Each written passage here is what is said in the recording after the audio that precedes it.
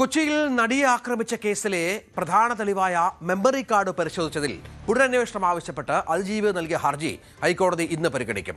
Justice Jobin Sebastian അധ്യക്ഷനായ single ബെഞ്ചാണ് ഹർജി പരിഗണിക്കുന്നത്. മെമ്മറി കാർഡിന്റെ ഹാഷ് വാല്യൂ മാറിയതിൽ കോടതിയുടെ മേൽനോട്ടത്തിൽ SIT അന്വേഷണം വേണമെന്നാണ് അതിജീവിതയുടെ ആവശ്യം.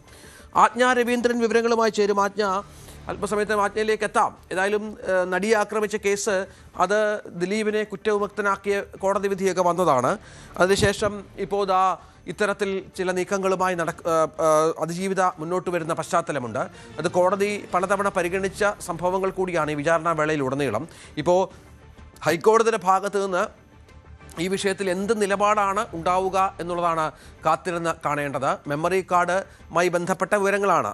ആജ്ഞ, എന്തൊക്കെയാണ് കോടതി പരിശോധിക്കാനായി ആവശ്യപ്പെട്ടിരിക്കുന്നത് അതിജീവിത?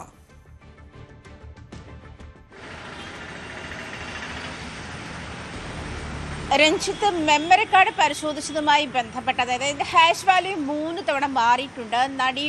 നടി ആക്രമിക്കപ്പെട്ട ദൃശ്യങ്ങൾ അടങ്ങിയ മെമ്മറി കാർഡ് എന്നാണ് പറയപ്പെടുന്നത്. ഇത് കോടതിയിൽ സബ്മിറ്റ് ചെയ്തിരുന്നു. കോടതിയുടെ നിരീക്ഷണത്തിലുണ്ടായിരുന്ന അല്ലെങ്കിൽ സംരക്ഷണം ഉണ്ടായിരുന്ന കാലഘട്ടത്തിൽ തന്നെ ഈ മെമ്മറി കാർഡ് 3 തവണ അതിൻ്റെ ഹാഷ് വാല്യൂ മാറിയിട്ടുണ്ട്.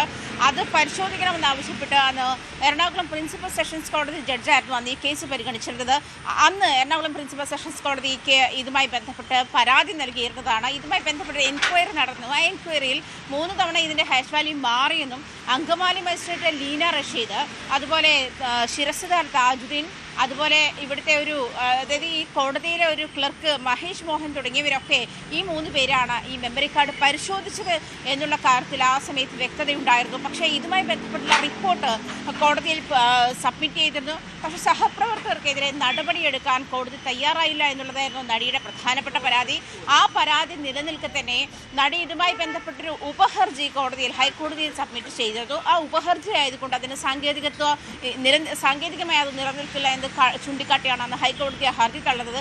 അതേസമയം നടിക്ക് അത് മറ്റൊരു ഹർജിയായിട്ട് തന്നെ അത് ഫയൽ ചെയ്യാമെന്ന് കോടതി ചൂണ്ടിക്കാട്ടിയിരുന്നു. പക്ഷേ ഈ മെമ്മറി കാർഡുമായി ബന്ധപ്പെട്ടത് കേസിലെ പ്രധാന തെളിവാണ് മെമ്മറി കാർഡ്. മെമ്മറി കാർഡുമായി ബന്ധപ്പെട്ടുള്ള അഭ്യൂഹങ്ങളും തർക്കങ്ങളും ഒക്കെ നിലനിൽക്കുന്ന സാഹചര്യത്തിൽ തന്നെയാണ് നടിയെ ആക്രമിച്ച കേസിൽ അന്തിമ വിധി പ്രഖ്യാപിക്കുന്നത്. അതായത് ഇതിൽ കൃത്യമായ തെളിവുകൾ ഉപയോഗപ്പെടുത്തിയിട്ടില്ല, അല്ലെങ്കിൽ അന്വേഷണ ഉദ്യോഗസ്ഥൻ മുന്നോട്ട് വെച്ചിട്ടുള്ള തെളിവുകൾ അത് പരിശോധിച്ചിട്ടില്ല, ഈ മെമ്മറി കാർഡുമായി ബന്ധപ്പെട്ട പ്രശ്നങ്ങൾ പരിശോധിച്ചിട്ടില്ല തുടങ്ങിയ കാര്യങ്ങളൊക്കെ ചൂണ്ടിക്കാട്ടിയാണ് ഇപ്പോൾ ഹൈക്കോടതി ഇതുമായി ബന്ധപ്പെട്ടുള്ള ഹർജി എത്തിയിരിക്കുന്നത്. നടിയുടെ പ്രധാനപ്പെട്ട ഹർജി സുപ്രീം കോടതി അഭിഭാഷക വൃന്ദ ഗ്രോവറാണ് ഈ നടിയുടെ അഭിഭാഷകയായി കോടതിയിലെത്തുന്നത്, ഇത് നടിക്ക് വേണ്ടി ഹാജരാകുന്നത്.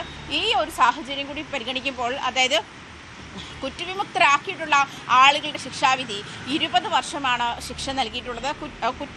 കുറ്റക്കാരെന്ന് ചുമത്തപ്പെട്ട ആളുകളുടെ ശിക്ഷാവിധി 20 വർഷമാണ് ചുമത്തിയിട്ടുള്ളത്. അത് ഈ കുറ്റത്തിന് ലഭിക്കാവുന്ന പരമാവധി ഏറ്റവും ചെറിയ ശിക്ഷയാണ്. അതായത് ഈ ശിക്ഷ മുതലാണ് ഈ കുറ്റത്തിന് ലഭിക്കുക. അതാണ് ഏറ്റവും കുറഞ്ഞ ശിക്ഷയാണ് അവർക്ക് നൽകിയിട്ടുള്ളത്. അത് പുനഃപരിശോധിക്കണം.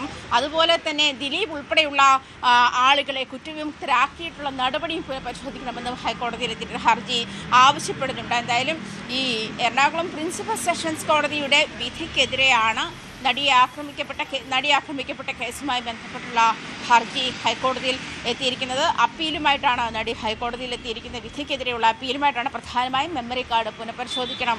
അതിന്റെ മെമ്മറി